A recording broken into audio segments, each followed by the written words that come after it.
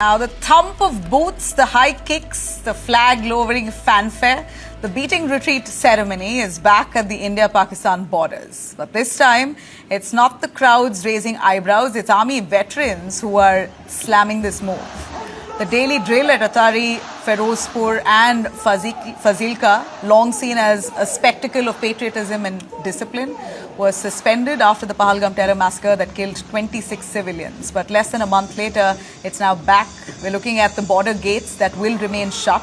Handshakes have been scrapped, but the ceremony still resumes. And these are visuals from earlier today. In fact, the ceremony resumed after that brief pause, right soon after the Pahalgam massacre, and then the Operation Sindoor ended after India-Pakistan established ceasefire. Well, this retreat has now come back. Of course, it's scaled down, but that apart, is this really necessary at this point? Army veterans are livid. Many are questioning the timing, the optics and the message that this sends out, especially when Operation Sindoor is still underway. Troops remain on high alert. National grief hasn't turned a page, but this has now come back into action. Is this really normalcy? Are we looking at normalcy with Pakistan right now? This isn't peacetime, so why the show now? Even with toned down gestures and extra security, the message is of course muddled.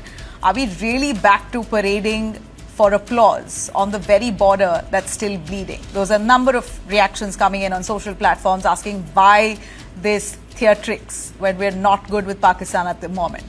This surely isn't about military morale. If anything, this could be viewed as an insult to our army. The wounds of Pahalgam are fresh. The enemy continues to provoke.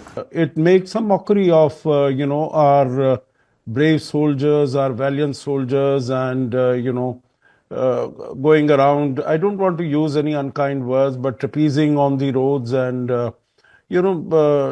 behaving as if, performing. And, this is not what the defense services are supposed to do.